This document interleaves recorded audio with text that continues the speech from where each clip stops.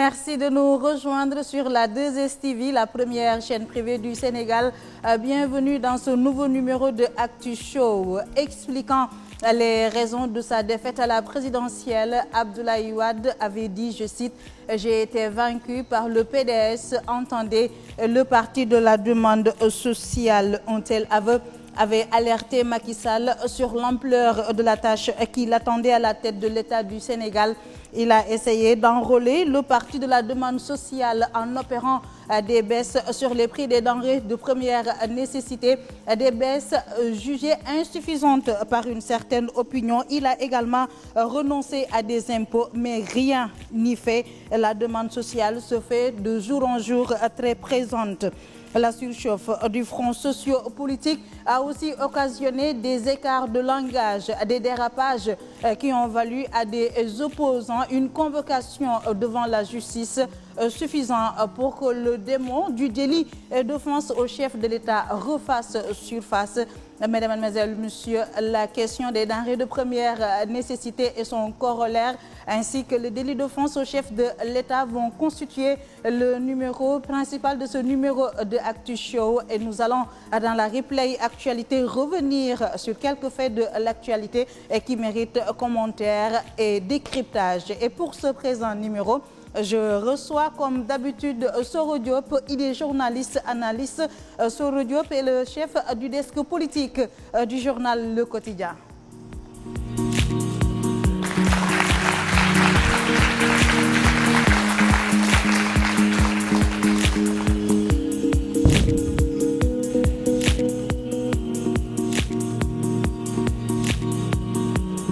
J'ai également le plaisir de recevoir Momar Ndao. Il est le président de l'Association des consommateurs du Sénégal, un mouvement qu'il dirige depuis 1994. Momar Ndao est ingénieur commercial.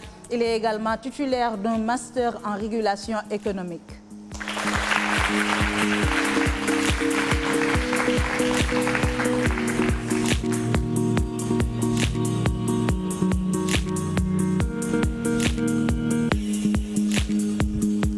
Avec nous également Abdourahmane Ndiaye, il est présentement conseiller politique du chef de l'État, un compagnon du président de la République dont il fut le conseiller alors qu'il était Premier ministre, c'était de 2005 à 2007. De par le passé, Abdourahmane Ndiaye fut à plusieurs reprises directeur de cabinet, c'était entre 2002 et 2004.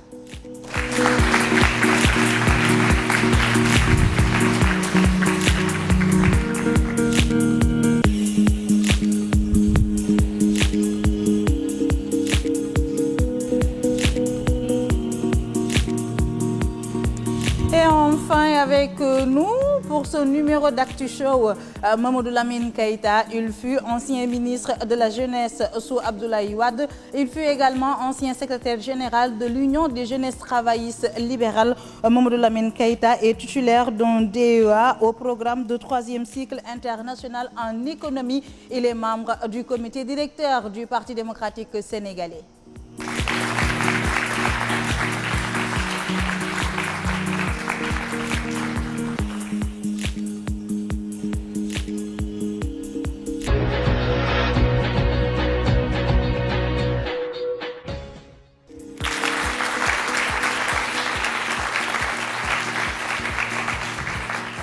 Nous sommes accompagnés ce jour par les élèves du collège Hyacinthe Thiandoum de Grand Yoff.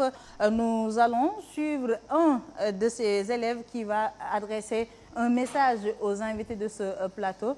Merci pour la confiance placée en nous, les élèves du collège cardinal Hyacinthe Thiandoum. Au-delà de nous ici présents, c'est toute la jeunesse sénégalaise qui suit ce débat. Nous attendons de suivre avec vous, chers parents, un débat ouvert, franc, véridique, sans parti pris, donc serein. Vous êtes les modèles pour notre jeunesse. Soyez donc animés par l'esprit d'une bonne gouvernance dont notre pays, le Sénégal, a besoin aujourd'hui.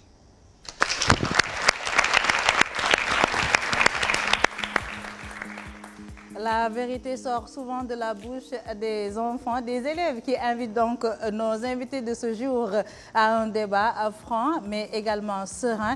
Je ne suis pas sûre que ce sera sans parti pris, Koumba. Alors nous allons lancer le premier élément de cette émission, élément qui porte sur les denrées de première nécessité avec en toile de fond la décision du gouvernement du Sénégal d'appliquer une directive de l'UEMOA datant de 2001. Il s'agit de l'acompte assis sur les bénéfices commerciaux et industriels, une décision qui frustre des commerçants de l'UNACOIS décidés à faire grimper les denrées de première nécessité. waaw ñaari kilo ceeb waaw. kilo ñaata la. kilo 450. xanaa yéen yóbbu leen wàññi bi. wàññi bi accès gu fi de. accès gu fi comment ça. non waxuñu ceeb bi nag bii ceeb parfumé la ceebu noof te parfumé bi la wax wàññi. ñëw ci marché bi di ndugg yëf yi seer metti dëkk bi dafa naqare ñu foogoon régime bi bees bi su ñëwee dina tene mu ñëw gën a metti yëpp ay dara baax lépp ay yées si régime bi bees bi. lépp a seer ndugg mi cher na dépense yi metti na loo indi marché luñ la jox di nga ci tegaat lu ko doublé. dañoo sonn fi mu toll nii ci marché bi dañ doon xëy suñu yaay yi 500 sax boo ñu ko joxee ñëw ndugg si marché bi waaye léegi 2000 sax boo ko indee si marché bi boo si jëndee jën mu jeex. waaw il faut ñu jaay wàññi bu ñu ko wàññilee ñun xamal ay commerçant yu ndaw lañ rek ñu mën a wàññi bagage yi waaye nag fan ko jënd ma wàññi kooku. Tout est parti d'une directive UEMOA datée de novembre 2001, invitant les pays membres à harmoniser leur taux d'imposition au cordon douanier par un prélèvement exigible d'un acompte sur TVA assis sur les bénéfices sur les importations. Cette directive est signée par le ministre des Finances du régime de Abdoulaye Wade, Abdoulaye Diop, alors président du Conseil des ministres de l'Union, ce qui n'a pas empêché la mise en veilleuse de cette exigence régionale par le Sénégal sous le magistère de Wade. C'est une directive qui a été donc sortie en 2001.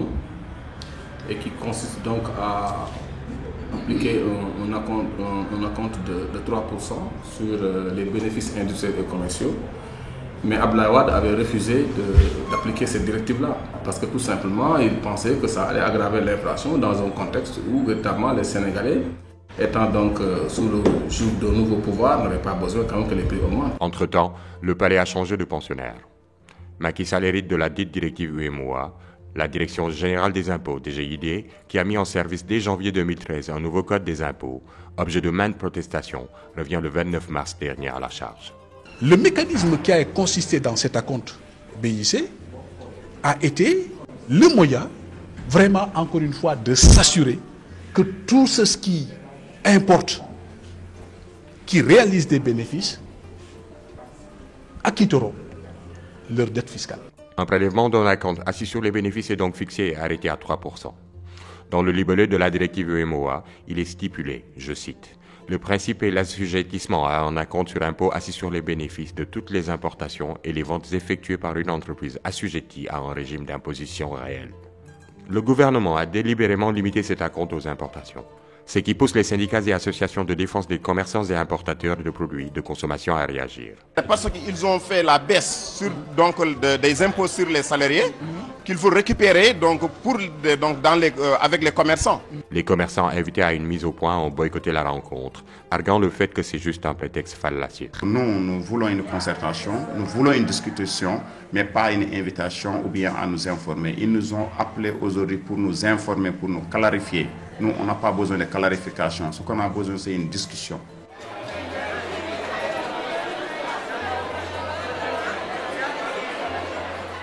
On ne peut pas se lever et dire je réduis la boîte de tomates de 100 francs. Tout dépend du coût de la boîte de tomates quand elle vient d'Italie ou même de la région du fleuve, plus le transport, l'assurance, l'embarquement, le débarquement, la marge et la fiscalité. Voilà le problème, c'est un problème technique. La récente sortie du président de l'Assemblée nationale, Moustapha Niasse, ne vient pas arranger les choses. Je pense que ceci a été dit par le président de l'Assemblée nationale récemment, pour dire simplement que le Sénégal ne peut pas maîtriser des prix qui sont déterminés par des Thaïlandais, prix du riz. En termes de stratégie de communication gouvernementale, ce n'était pas comme ça qu'il fallait dire ça. Parce que les Sénégalais attendent que le gouvernement baisse les prix des denrées de première nécessité. C'est une promesse indécrottable qui a été formulée par le président Macky Sall. Je ne pense pas qu'une personne qui est à l'intérieur de la mouvance présidentielle puisse quand même faire une déclaration qui c'est un aveu de taille. C'est-à-dire qu'aujourd'hui, cela donne des signaux sur le fait que le gouvernement est un peu désemparé sur la possibilité de réduire les denrées de première nécessité. Les commerçants s'insurgent contre ces taxes et invitent d'ailleurs les consommateurs à rester alertes. Pour nous, ce n'est pas une raison pour que les commerçants demandent une augmentation des prix des produits de première nécessité. Nous disons non et nous appelons aux associations consommateurs de dire non, car ce sont eux qui vont payer les pots cachés. Selon la DGID, les commerçants n'ont aucune raison de s'alarmer, car c'est la procédure normale qui est mise en pratique. L'acompte BIC n'est pas un impôt aggravant de la fiscalité. C'est un acompte, comme son nom l'indique, c'est un acompte que vous payez au cordon douanier et que finalement, si vous avez par exemple réalisé un bénéfice qui est inférieur à cet acompte-là, l'État vous le rembourse ou vous le crédite dans l'impôt à payer dans les 3 prochaines années. C'est tout simplement ça. Peut-être ce sont des termes qu'ils utilisent. Donc on veut dire c'est ça, c'est ça, c'est ça. Pour nous, ce sont des taxes, ce n'est rien que des taxes. Le gouvernement a bien le souci de réduire l'effet inflationniste d'une telle directive sur les prix à la consommation. Le gouvernement peut prévoir en 2014 de faire un effort en matière de subvention, mais malheureusement, ces efforts-là ne pourront survenir qu'en 2014. Si entre-temps, par nos maîtrises de l'offre et par aléa sur le plan international, les prix arrivent à augmenter, le gouvernement ne peut que constater cette augmentation-là. Pour calmer les ardeurs ou clore le débat, le Premier ministre est monté au créneau pour informer l'opinion publique d'une homologation des prix. Si le gouvernement prend une telle précaution, cela vient peut-être confirmer le bien fondé de la conception que les commerçants ont de cet acompte, qu'ils perçoivent comme un élément du prix de revient des importations, notamment les produits de consommation courante. Renouer le fil du dialogue avec toutes les forces vives est, semble-t-il, le seul moyen pour Macky Sall et son équipe d'éviter le syndrome Wade et réussir à mettre le pays sur la bonne orbite en route vers l'émergence.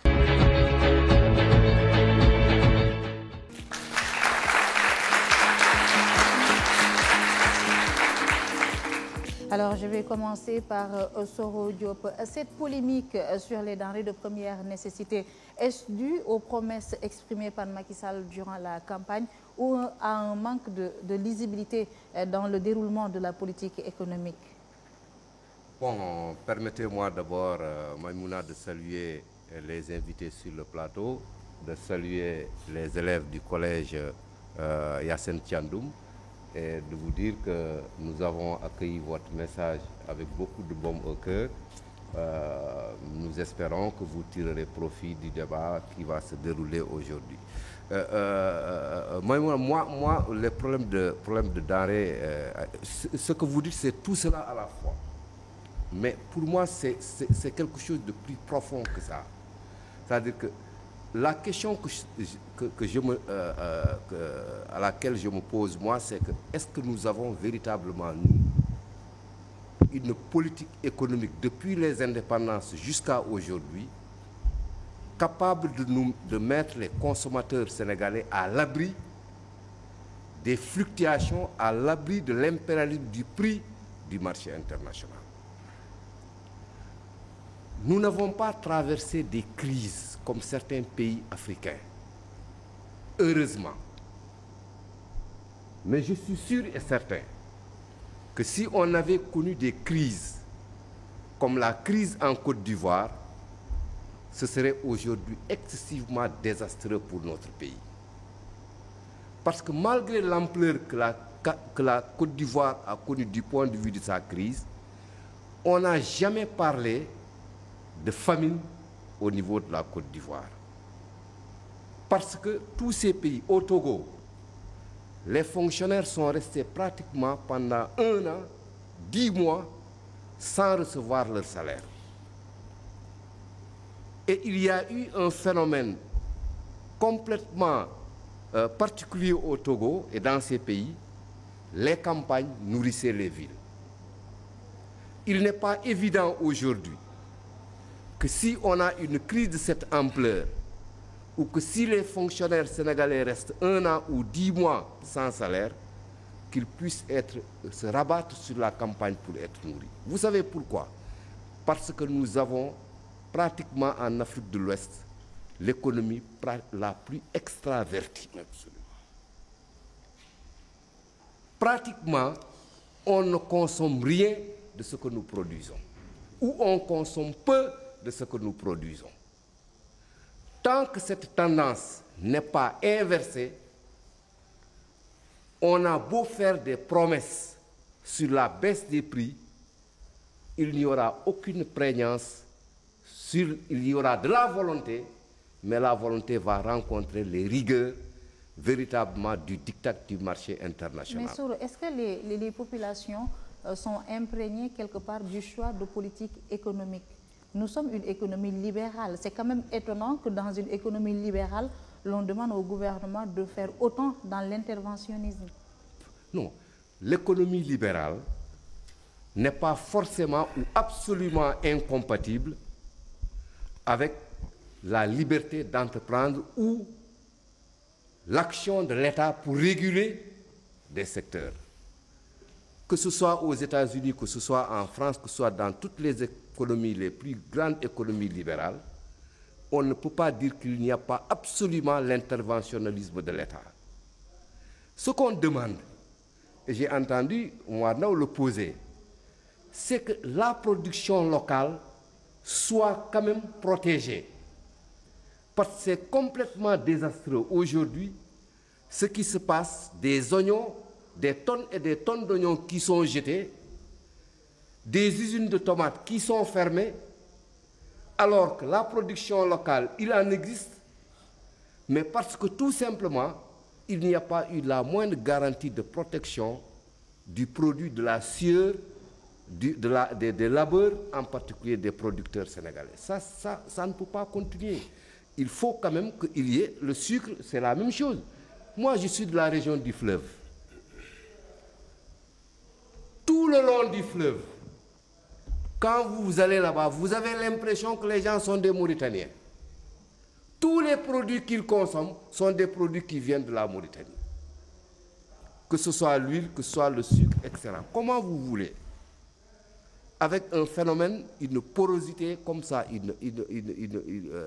l'arrivée massive des produits aujourd'hui, parce qu'aujourd'hui, la voie entre la Mauritanie, le Maroc, l'Espagne, etc. est complètement libre. Comment vous voulez que si l'État ne prend pas l'autorité à un certain moment de protéger ces produits locaux, que ces produits locaux-là ne soient pas victimes vraiment de l'affluence et de la ruée des produits importés qui viennent de l'Occident? Momar Ndao, comment analysez-vous cette situation d'inflation autour des denrées, cette polémique qui entoure la question?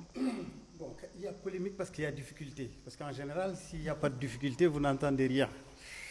Il y a difficulté et ça se comprend que quand même certains hommes politiques essayent d'expliquer un peu les choses. Et ils se perdent dans leurs explications. Oui, c'est que ce n'est pas facile. Bon, M. Moustapha Niasse, c'est son parti qui gère le ministère du Commerce. Donc, c'est ce qui explique qu'un président de l'Assemblée nationale, qui d'habitude ne parle pas de problème de prix, intervienne pour essayer d'expliquer. Mais pensez-vous que dans un pays où la communication gouvernementale est bien huilée, que le président de l'Assemblée nationale ait besoin de se mettre au devant de la scène pour parler de la gestion en principe, non. Parce que s'il y avait une bonne politique, il n'y aurait pas eu toutes ces difficultés-là qu'il y a eu. Parce que vous avez vu, par exemple, sur les biens mal acquis, l'avocat de l'État dit quelque chose, le ministre de la Justice dit quelque chose, le porte-parole du président dit quelque chose, le porte-parole du gouvernement dit autre chose. Donc il y a une réelle cacophonie et je crois qu'ils sont, en tout cas, ils sont conscients de cela. Et d'ailleurs, il y avait un séminaire qui a été mis en place. Mais pour revenir sur un peu les denrées, ce qu'a dit le président Niasse, ce n'est pas faux dans l'absolu, mais ça c'est la base. C'est-à-dire que tout le monde sait qu'un produit doit être agrégé de l'ensemble des coûts qui forment le prix. Mais il y a une partie où il peut y avoir des problèmes, c'est sur les marges et sur les répercussions. Je vais donner un exemple. À un moment donné, il y a eu une augmentation de 300% donc, du prix du blé au niveau international et la répercussion donc, sur la baguette en France n'était que de 0,03 centimes d'euros. Cela veut dire que ce n'est pas parce que ça augmente à l'étranger que le prix sera à ce niveau-là. Parce que très souvent, ce que nous voyons au Sénégal, il y a des augmentations donc de 1 à l'international, et c'est 5 au niveau local. Pour être plus didactique, je donne un exemple très simple. Prenons le transport. Le prix du gasoil, supposons, augmente de 50 francs. Un car rapide qui va, par exemple, de Grand Yoff à Pikine consomme, mettons, 4 litres de gasoil. Donc cela veut dire que s'il y a une augmentation de 50 francs, c'est 4 fois 50, c'est 200 francs, donc qu'il doit, en tout cas, assurer. Il doit se débrouiller pour supporter 200 francs.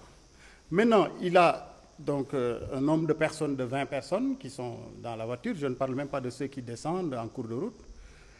Pour les 20 personnes, lui, il va dire, j'applique 50 francs parce que le prix du gasoil a augmenté 50 francs. Donc 50 francs multiplié par 20, ça fait 1000 francs. Donc sur la base d'une augmentation, lui, il va gagner 800 francs. Parce que s'il enlève les 200 francs de surcoût, lui, il a gagné 1000 francs, donc il se retrouve avec 800 francs. Donc l'idée aujourd'hui, c'est que le gouvernement doit veiller à ce que les prix qui sont au niveau local correspondent exactement à une bonne retranscription de la hausse importée. Cela veut dire que donc, aujourd'hui, malgré ce qu'a dit le président Niasse, qui est juste, il y a des choses à faire pour qu'il y ait une répercussion égale, et équitable. Parce que parfois, il peut y avoir une augmentation sur un intrant sans pour autant qu'il y ait répercussion sur le prix final. Et donc, l'État, pour pouvoir gérer cela, doit homologuer les produits de première nécessité. Soro a dit une chose très importante. Nous avons l'impression qu'il n'y a pas une politique depuis très longtemps définie dans le sens d'aller vers cette destination-là. Ce n'est pas seulement le régime de Macky Sall, mais c'est depuis très longtemps. Ce qui se passe, c'est qu'il y a des tentatives. On commence et on s'arrête.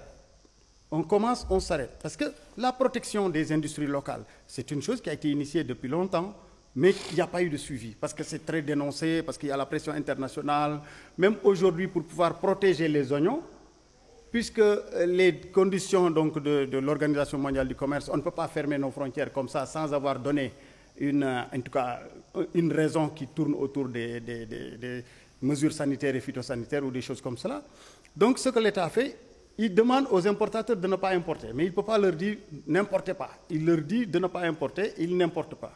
Maintenant, s'ils résistaient et tentaient d'importer, l'État utilise donc des manières détournées pour les empêcher d'importer en ne délivrant pas à temps certains certificats ou des choses comme ça, en les décourageant. Et comme c'est des matières périssables, ils n'ont pas intérêt à s'engager dans cet élément parce que pour pouvoir sortir les marchandises. Donc, maintenant, si on veut protéger une filière et qu'il n'y a pas de suivi, on dit par exemple que dans 3 mois, on doit ouvrir les frontières pour permettre l'écoulement donc, de la production locale, alors que tout ce qui devrait être importé en 6 mois a été importé en 1 mois. Donc même si vous fermez dans 3 mois, c'est ce qui s'est passé, il y a déjà une surproduction. Donc une surimportation qui fait qu'on ne peut pas vendre la production locale. Vous indexez à la fois l'État et les commerçants. Surtout l'État, c'est l'État qui est à la base de cela. Oui. Maintenant, les commerçants, c'est par rapport à la répercussion et qui utilisent... Des fois, vous entendez qu'il y a une augmentation de tels produits à l'international, qui n'est même pas encore arrivé au Sénégal, et ils appliquent l'augmentation. Alors, je vais en venir à Mamadou Lamine Keïta. Quelles sont les raisons de cette surchauffe du front social? Est-ce que c'est votre héritage qui empoisonne la gouvernance Macky Sall, ou est-ce que ce sont les nouveaux tenants du pouvoir qui peinent à prendre leur marque? Merci beaucoup, Maïmona. Je voudrais vous saluer M. Ndiaye, M. Diop et M. Ndaou, saluer les élèves du collège Hyacinthe Thiandoum, l'encadrement, et me féliciter de ce débat. Pour répondre à votre question, je voudrais, avec votre permission, faire la genèse de ce qu'il est convenu d'appeler la promesse sur les prix des denrées de première nécessité. Le président Macky Sall a fait campagne autour d'un programme appelé Yoonu Yokkute. Dans ce programme, la baisse des prix des denrées a été un engagement fort. Pendant la campagne du premier tour, plus précisément le 6 février 2012 à Ouakam, le président Macky Sall a dit qu'une fois élu, une des premières mesures qu'il prendrait, ce serait la baisse des prix des denrées de première nécessité. Entre les deux tours, le président Abdoulaye Wade a reçu une délégation de l'UNACOIS, conduite par le député Ahmed Fall Braya. Et au cours de cette audience, Abdoulaye Wade a dit à la délégation de l'UNACOIS que ce n'est pas au cours des meetings politiques qu'on baisse les prix, que le mécanisme est plus complexe que cela, que l'État a la volonté, mais que pour y arriver, M. Ndao l'a dit tout à l'heure, pour inverser les rapports de force, il faut travailler sur une longue période, il faut soutenir l'offre nationale, et ça, l'État du Sénégal y était, c'est ce qui nous a permis de faire passer la production de riz de 100 tonnes par an en 2000, 100 000 tonnes, autant pour moi, en 2000, à 614 000 tonnes en 2011. Et on continue à importer 600 000 tonnes de riz. Oui, oui, je vais en venir. Donc l'incidence n'était pas très importante. Je vais en venir, ça on pourra en discuter. J'étais en train de faire la genèse d'une idée. Comment elle est née? Abdoulaye Wade avait dit à cette délégation qu'il ne peut pas, pour des raisons électoralistes, prendre l'engagement de dire « je vais baisser les prix ». Ce ne serait pas sérieux. Et au même moment, au cours de meeting à Khariala, avec le mouvement Fekkeni Soubole, dans le cadre de l'opération Warndembo, je crois que c'est comme ça qu'il s'appelait, le candidat Macky Sall a dit qu'une fois au pouvoir, il allait baisser de façon substantielle les prix des denrées de première nécessité et qu'il allait s'appuyer sur des économies qu'il ferait sur la baisse du train de vie qu'il jugeait dispendieux, et ces économies allaient s'élever à 130 milliards par année, et ce compte non tenu de d'autres mécanismes déjà élaborés ou qui sont en cours d'élaboration. Un an après, avant ça, le 20 avril, après leur élection, le Premier ministre Abdoul Bailly, au sortir d'un conseil interministériel sur les prix des denrées, a annoncé les nouveaux prix en précisant que ces prix sont d'application immédiate. Je disais un an après, c'est le président de l'Assemblée nationale, institution censée défendre les intérêts des Sénégalais, qui le premier fait une sortie pour dire aux Sénégalais que le gouvernement ne peut pas baisser les prix. Il faut peut-être reconnaître Maïmouna, permettez-moi de qu'il y a eu souligner des baisses, même si elles sont insignificatives, parce qu'on a baissé le prix du riz, il y a eu une baisse de entre 20 et 50 francs sur le prix du riz. Alors moi, je voudrais au lendemain de la directive du chef de l'État, c'est-à-dire au mois d'avril. Je voudrais tout d'abord, avant de vous dire que ce que vous avez annoncé n'a pas été le cas, je voudrais d'abord souligner la trahison. Parce que si on promet à un peuple autant de fois pour le mobiliser dans le cadre d'une élection, pour lui dire un an après que ce que nous vous avions promis est impossible, je dis que c'est de la haute trahison. Maintenant, ce que vous avez dit, le Premier ministre Abdoul Bailly, il y a quelques jours, a reconnu devant le peuple que les prix qu'ils ont annoncés n'ont pas été appliqués sur le terrain. C'est ce qui a conduit à l'idée de l'homologation. Donc, les prix sont restés. Nous sommes de l'intérieur du pays. Et comme ils l'ont reconnu, ils ne peuvent pas mettre un gendarme derrière chaque comptoir de commerçant. Nous savons que ces prix ne sont pas appliqués.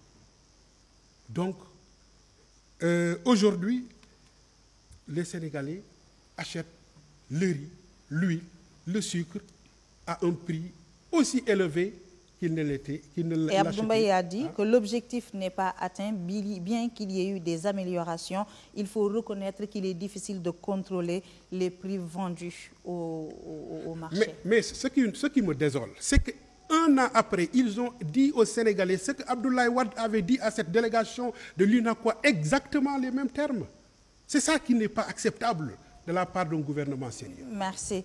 Merci Mamadou Lamine Keïta. Abdourahmane Ndiaye, au mois d'avril, le chef de l'État, soucieux quand même peut-être de matérialiser une promesse de campagne, a fait opérer des baisses entre 40 et 90 francs sur certains prix de denrées de première nécessité, là où les Sénégalais attendaient quand même des baisses très très importantes, des baisses conséquentes.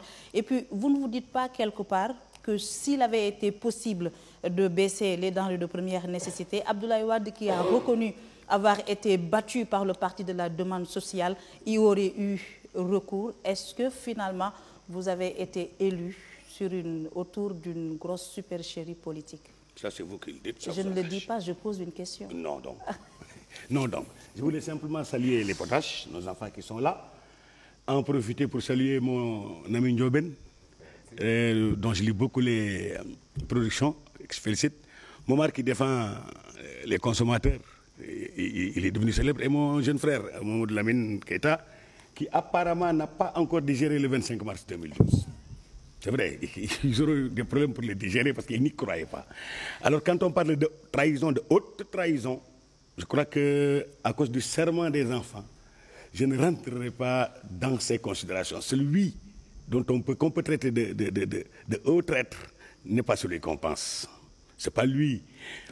On peut dire que vous avez trompé les Sénégalais, donc? Pas du tout. Je vais vous dire pourquoi. Parce que je vais revenir justement sur cette analyse économique que mes deux prédécesseurs, en tout cas, ont fait, et lui répondre lui d'abord. Je commencerai par Mamadou Lamine Keïta qui dit qu'à Ouakam, il avait dit le premier acte que je prendrai, c'est de baisser les produits. Et il l'a dit effectivement. Il l'a fait, effectivement aussi. Vous-même, vous l'avez dit. Merci. Maintenant, à quelle proportion? Là. Merci, je vous avais laissé parler. Je sais très bien faire ce que vous faites, s'il vous plaît. Respectons surtout ces enfants. Merci. Alors, il a dit, il l'a fait. Je m'arrête là. À quelle proportion? C'est un autre débat dans lequel on pourra entrer. Deuxième chose, je prends ce que Soro a dit. Il a dit que nous avons une économie extravertie. Nous avons surtout une consommation extravertie. Vous allez à Colobane, on vous dit ce portable a été fabriqué au Sénégal, celui-là en France, on achètera, même si on aimait plus, celui de France. C'est malheureusement le Sénégalais qui est comme ça. Depuis le début des indépendances, c'est peut-être une des conséquences des 4 communes. Nous sommes convaincus que quelque part, je ne sais pas où est-ce que nous basons ça, que nous sommes supérieurs aux autres.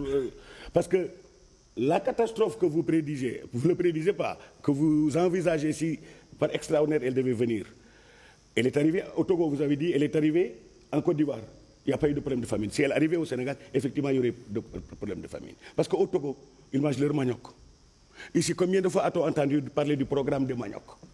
Combien de milliards y ont été injectés? Programme Sésame, combien de milliards y ont été injectés? Le rail à grand écartement, on n'en parle pas encore. Des milliers de milliards disparus, dont la plupart cachés par qui on sait, où on sait. Alors, s'il vous plaît, respectons ces enfants et ne parlons pas de haute trahison. Je crois donc que si, comme l'a dit Momar, nous parvenions, parce que nous n'y parvenons pas, c'est vrai, ça, il faut l'avouer aussi, à cadrer tous les acteurs économiques, des baisses, je ne dis pas une, mais des baisses seraient possibles. Quand on augmente 50 francs sur un intrant d'un produit, sur 10 intrants, et que sur le produit fini, le commerçant s'accorde le droit, au lieu de diviser, s'accorde le droit d'appliquer 40% sur le produit fini, il y a quelque part de l'arnaque qu'il faudrait essayer de corriger, peut-être par la communication. C'est la fermeté du gouvernement qui est également mise en cause. Lamine Keïta l'a dit tout de suite, on ne peut pas mettre un gendarme derrière chaque commerçant. Ce n'est pas possible. Je crois aussi qu'il y a un problème de conscientisation, un problème de communication à faire, un problème de participation des médias. D'éducation citoyenne. Citoyenne. Ce n'est pas pour rien que nous avions convoqué dans Yoonu Yokkute le retour aux valeurs et que nous avons dans une des raisons sociales d'un ministère mis la promotion des droits civiques. Mais le problème, Abdourahmane Ndiaye, c'est que votre discours a beaucoup évolué. C'est le président qui promet des baisses conséquentes. Alors, il y a eu une baisse de 40 francs sur le prix de l'huile en fût, qui n'est plus consommée par les Sénégalais. La plupart, même les plus pauvres, consomment le Ninel. Une baisse de 40 à 90 francs sur le prix du riz parfumé. Maïmouna, vous êtes censé être à équidistance des deux chapelles. Oui, mais laissez-moi venir. Laissez-moi terminer. Ne vous en faites pas. Le patron des consommateurs est là, il va vous contredire. Ne vous en faites pas, laissez-moi venir. Alors, une baisse de 20 à 50 francs sur le prix du riz ordinaire non parfumé.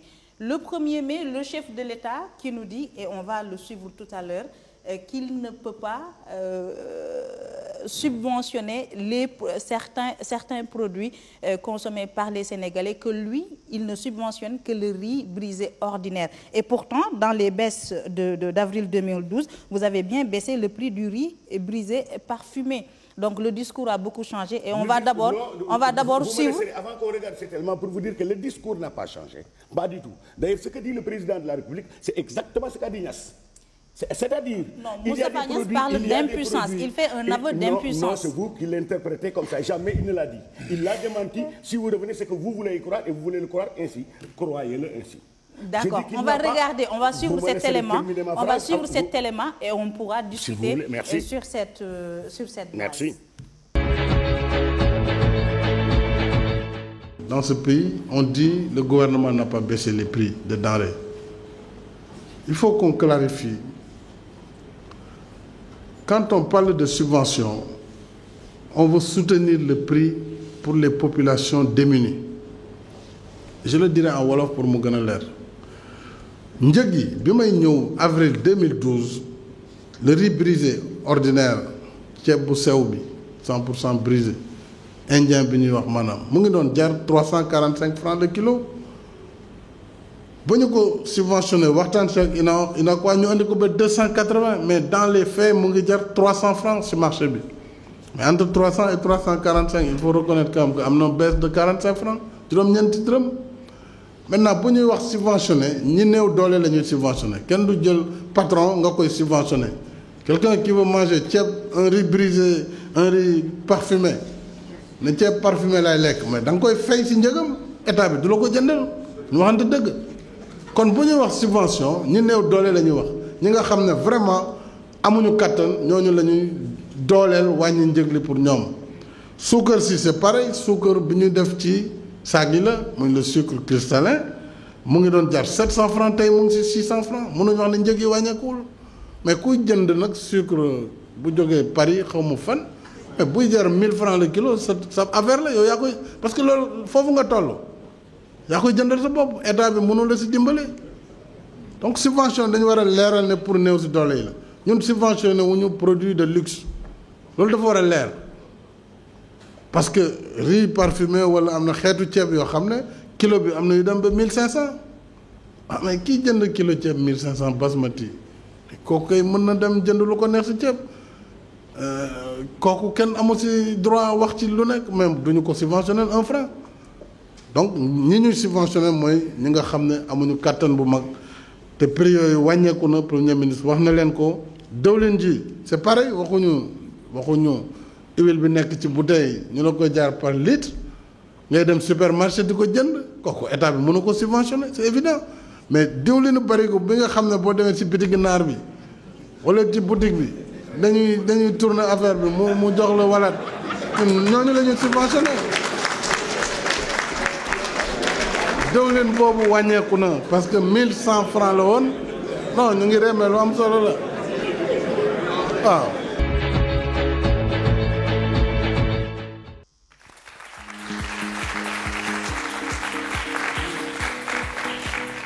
Alors, Abdourahmane Ndiaye, la preuve que le discours a évolué. En 2012, on nous disait qu'on allait soutenir tous les Sénégalais. En 2013, on nous dit que cela ne concerne que les Sénégalais pauvres. Au Sénégal, on a 52% de la population qui vit sous le seuil de la pauvreté. Merci. Et pour vous, donc, puisque 52% vivent au-dessous du seuil de la pauvreté, on doit les abandonner et supporter les riches. C'est votre façon de voir?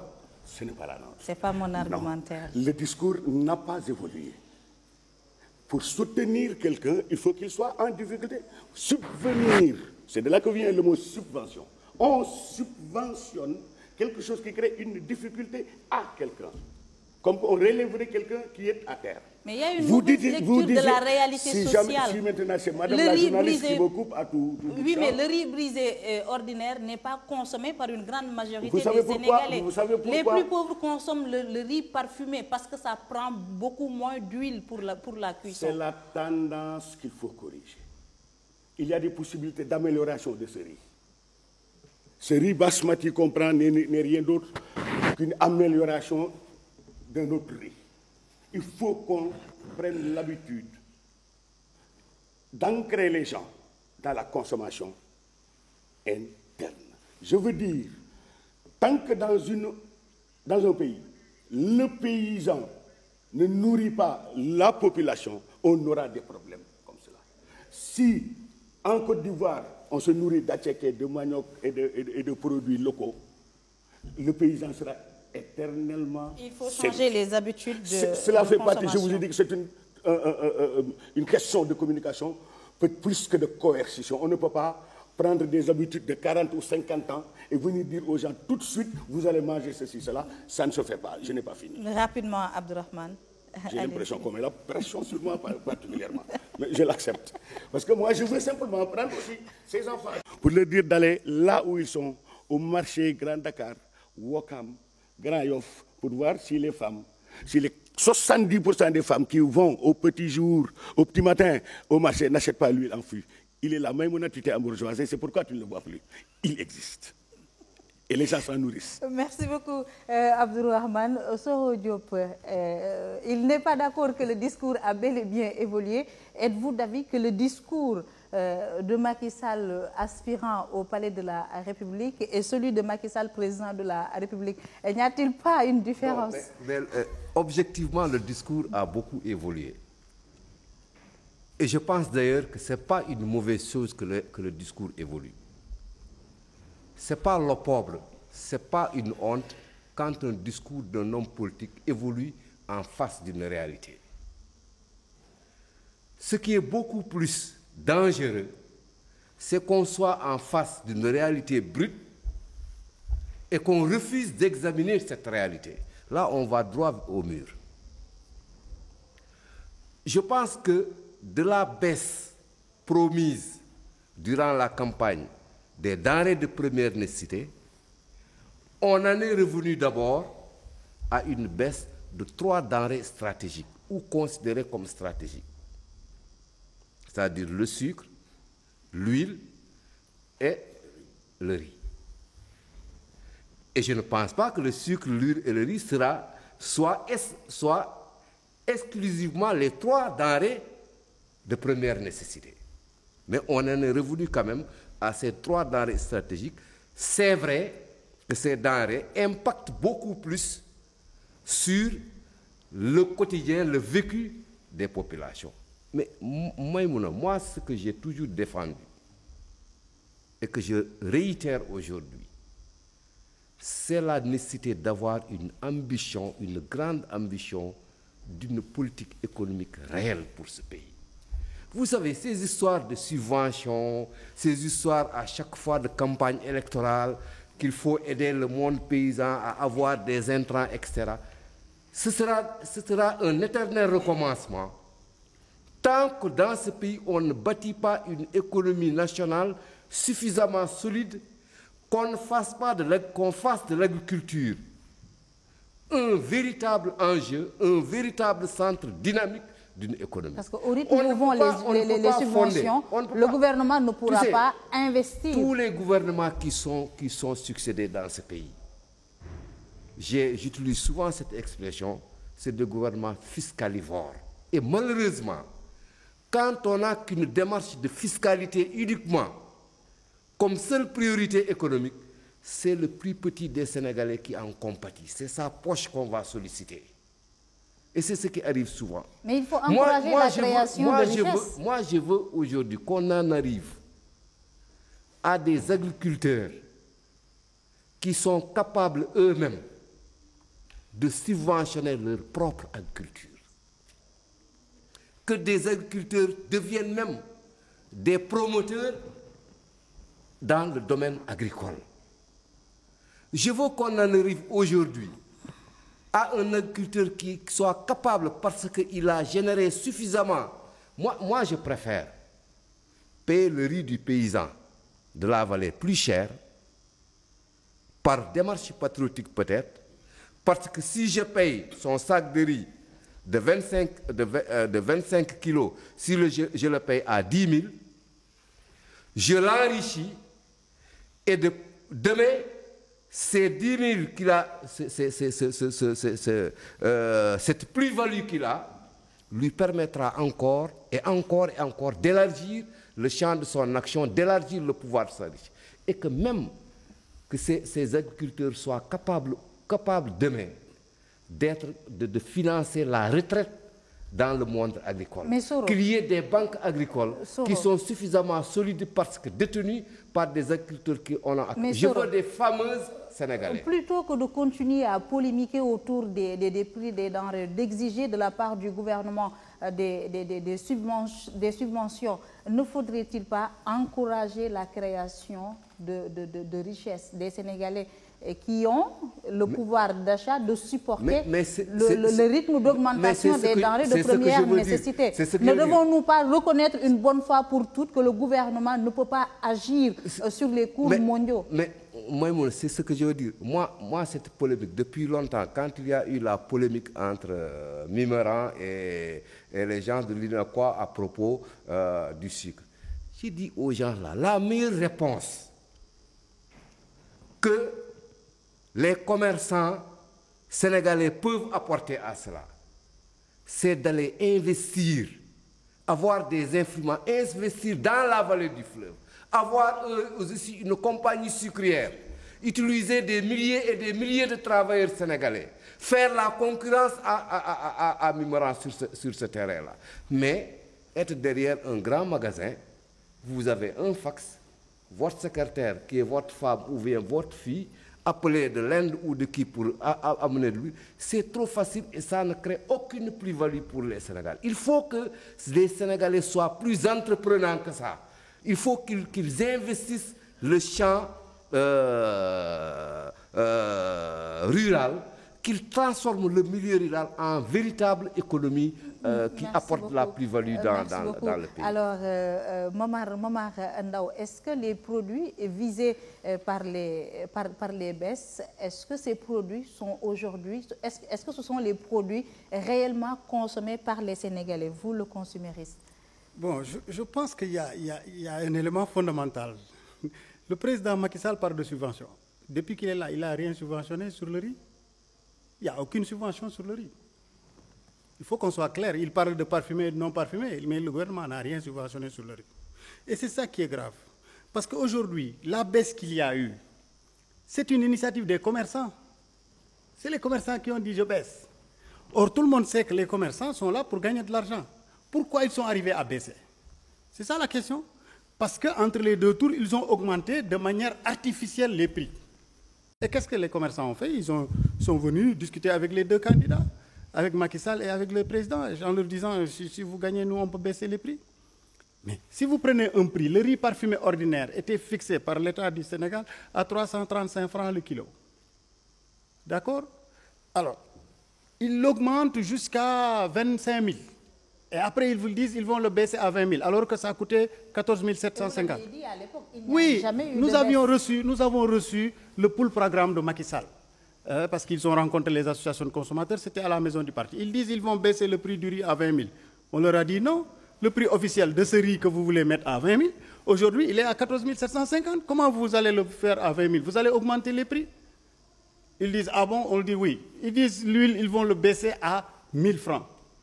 On leur dit, l'huile coûte déjà 1000 francs, l'huile enfouie, le prix officiel c'est 1000 francs. Ils disent, non, non, non, parce que le sachet de Ninel coûte 300 francs et 4 sachets c'est 1 litre. Je leur dis, mais le sachet, il y a le prix du sachet qui est dans le prix. Donc l'huile en vrac coûte moins cher. C'est là où ils ont parlé de 900 et quelques. Et donc malgré les conseils qu'on leur avait donnés, ils sont venus refaire la même erreur. Mais vous ne pouvez, un gouvernement ne peut pas laisser son économie à la merci des gens qui cherchent de l'argent alors qu'il a une volonté sociale. Alors, ce n'est pas possible. Mais est-ce que ce système d'homologation des prix va avoir l'effet escompté? Est-ce que les produits visés par ce système sont ceux consommés par les Sénégalais? Non, je vais arriver à cela, mais je vais expliquer autre chose encore qui est dangereux et que le président a dit. Il dit en négociation avec les commerçants. Il n'y a rien à négocier. C'est l'État qui décide de baisser les prix. Si la baisse des prix va entraîner une perte au niveau des commerçants, il va dire voilà ce que je vais faire pour compenser la perte.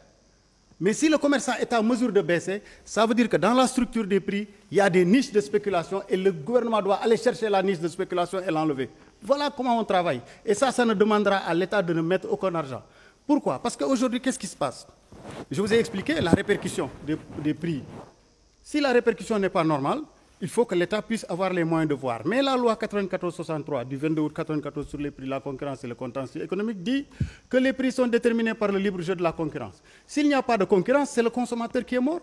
Et il n'y a pas de concurrence. Parce que si vous allez à la boutique, s'il vous propose un prix élevé, vous ne pouvez pas le laisser. Parce que si vous allez à côté, le lendemain, il ne va plus vous prêter une bonbonne de gaz si votre mari n'est pas là. C'est ce qui fait que le consommateur est captif. Donc c'est la raison pour laquelle nous avons dit, c'est ce quoi je suis en train d'arriver, c'est des dérogations à la loi qui dit qu'il y a la possibilité d'homologuer les prix. Quand les prix sont homologués, aucun distributeur, aucun producteur, aucun détaillant ne peut vendre à un prix s'il n'est pas autorisé par le gouvernement. Et l'intérêt de l'homologation, c'est quoi? Si vous voulez dire, oui, il y a une augmentation à Kuala Lumpur là, sur tel produit, et donc je dois répercuter, le gouvernement dit, donnez-moi votre structure de prix. Le gouvernement étudie la structure des prix. S'il y a des niches de spéculation qui vous permettent donc de surgagner, le gouvernement va vous dire, non, non, non, je ne suis pas d'accord sur cela. Mais est-ce que cela va calmer la demande sociale? Mais c'est ce que je vous explique. Est-ce que ça va atténuer la demande sociale? Ça, c'est la base numéro 1 pour l'État de pouvoir intervenir. Bon, nous avons vu que le président a décidé de changer les choses. Parce qu'il a dit, désormais, il va y avoir un Conseil national de la consommation qui d'habitude était présidé par le ministre du Commerce. Il a dit que c'est le Premier ministre qui va le présider et tous les 3 mois. Donc, ça veut dire qu'il va y avoir un suivi. Ça, c'est la première chose. Vous ne répondez pas à ma question. Est-ce que le système d'homologation, avec les produits visés par ce système, est-ce que cela va permettre d'atténuer, de soulager les consommateurs sénégalais? Oui, c'est ce que je suis en train de dire. Comment on va le faire? J'ai entendu le président dire que le riz parfumé, c'est un riz de patron. Je regrette, ce n'est pas le cas. Si vous regardez Dakar, principalement à Dakar, les gens consomment du riz parfumé ordinaire. Parce que le riz parfumé ordinaire, il consomme moins d'huile, donc il est plus économique. Et puis il est plus facile à cuisiner parce qu'il absorbe moins d'eau, il absorbe moins d'huile. Donc même si on n'est pas à cordon bleu, on peut le cuisiner et on peut bien le cuisiner. Donc ce riz-là, il était administré avant. C'était un riz qui était fixé par le gouvernement précédent parce que c'était le riz parfumé ordinaire. Donc aujourd'hui, si on devait même subventionner, il faut subventionner le riz parfumé ordinaire, pas le riz parfumé de luxe. Mais le riz parfumé ordinaire, c'est un riz qu'il faut subventionner, contrairement à ce qu'on a fait comprendre au président. Donc c'est ce que j'ai dit. Le riz parfumé ordinaire, il doit être extrait. Mais il n'y a pas que 3 produits de première nécessité, il y a environ une douzaine de produits de première nécessité. La farine, le lait, parce que vous savez, le lait, plus on est pauvre, plus on consomme du lait. Vous le savez ou vous ne le savez pas, peut-être le sombi, le gossi, le truc qu'on mange tous les soirs, c'est parce qu'on est pauvre. Plus on est pauvre, plus on mange du lait. Et plus on est jeune, plus on a besoin de lait pour la calcification des os. Et donc on n'a rien entendu sur le lait. Alors, en essayant de sauver un peu les meubles après la déclaration de Moustapha Niasse, Ousmane Tanor Dieng, allié du chef de l'État, a dit qu'on n'a pas beaucoup insisté sur le legs libéral. Et ce legs libéral se décline ainsi, c'est qu'après la prise du pouvoir, le gouvernement de Abdou Mbaye a dû injecter 53,6 milliards. Il y a eu d'abord 53,6 milliards de moins-value fiscale. Ils ont dû injecter 60 milliards pour soutenir la subvention de l'électricité. Ils ont également dégagé une enveloppe de 8 milliards pour soutenir une baisse des denrées de première nécessité, sans pour autant oublier le monde rural. Ils ont mis en place 27,3 milliards de francs CFA pour payer des arriérés de campagne agricole. Mamadou Lamine Keïta, quand on aborde la question de la cherté de la vie, les difficultés des Sénégalais, vous ne vous dites pas quelque part aussi que c'est une situation qui prend ses origines à la gestion entre 2000 et 2012? Merci Maïmouna. Je crois que vous me donnerez quand même la possibilité de répondre à votre question et de me prononcer sur le processus d'homologation des prix relativement aux produits visés, parce que c'est une question extrêmement importante. Mais je réponds à votre question. Pour dire d'abord que Ousmane Tanor Dieng ne me semble pas être la personne la mieux indiquée pour poser de tels débats. Vous savez, Maïmouna, en 2000,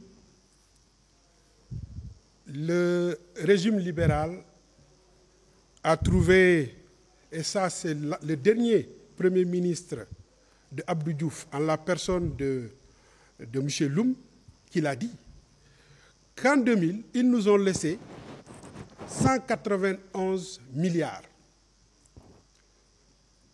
En 2012, Abdoulaye Wade, en liquidité, en trésorerie, je ne parle pas des autres financements déjà acquis sur lesquels on pourrait venir si le temps le permet, mais en termes de trésorerie, c'est-à-dire d'argent immédiatement mobilisable, en 2000, Ousmane Tanor Dieng et le régime auquel il appartenait nous ont laissé 191 milliards. En mettant les voyants au vert quand même. Non, je suis désolé. En 2000, l'endettement du Sénégal était à 78%, c'est-à-dire au-dessus de la norme des 70% autorisés par l'UEMOA. En 2012, nous avons laissé 418 milliards en trésorerie. Et nous avons laissé le niveau de l'endettement à 34% du PIB. Je crois que celui-là, il n'est pas bien indiqué pour nous dire que nous avons légué quelque chose de difficile. Maintenant, je crois aussi... Le niveau d'endettement était quand même critique, parce que grâce au programme PPTE, le Sénégal avait pu faire épurer sa dette. Et à partir de 2006, ça a encore grimpé. Mais qui nous a endettés? C'est celui-là qui nous a endettés au point de faire du Sénégal un PPT, mais qui nous reproche à nous, qui avons laissé l'endettement à 34%, d'avoir laissé au pays, au gouvernement de Macky Sall, un héritage lourd. Je dis encore une fois, je ne voudrais pas polémiquer sur cette question, mais encore une fois, je considère que Ousmane Tanor Dieng n'est pas l'homme indiqué pour donner des leçons de bonne gestion et de bonne gouvernance au régime de Abdoulaye Wade. Maintenant, j'avais dit tout à l'heure que je voudrais me prononcer sur la question des homologations. Vous savez, Maïmouna, ce à quoi on assiste, c'est du tout sauf de l'homologation. Ils ont trouvé une expression, comme ils en avaient trouvé le 20 avril 2012, et continuent à parler aux Sénégalais sans proposer de solutions concrètes. Une homologation, mais est un processus au cours duquel l'initiative des prix appartient aux commerçants. Cela veut dire quoi?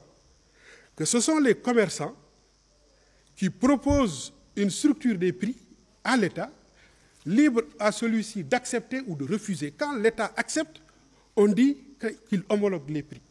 Mais ce qui s'est passé, si on en juge de par la réaction de tous les grands commerçants, les Bokar Samba Dièye, les gens de l'UNACOIS, on se rend compte que les messieurs se sont enfermés dans un bureau pour se parler, sortir et parler d'homologation.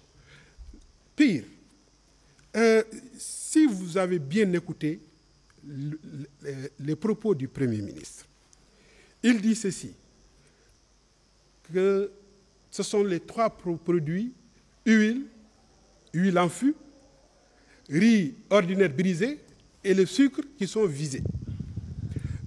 Et il ajoute que ces prix qui vont être annoncés seront appliqués à Dakar, mais dans les régions, les populations doivent s'attendre à payer les mêmes prix à des niveaux plus élevés parce qu'il y aura l'incorporation des coûts de transport et d'autres coûts, ce que nous savons. Mais ce qu'il est en train de dire par là, c'est qu'ils ouvrent une porte aux commerçants qui sont à l'intérieur du pays. Parce qu'ils pourraient s'appuyer sur cet argument pour maintenir les prix actuels, c'est-à-dire les prix que nous sommes en train de dénoncer.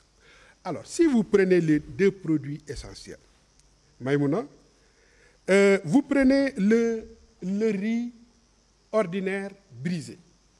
Les statistiques du ministère du Commerce disent que ce riz est consommé dans la région de Dakar à 18%.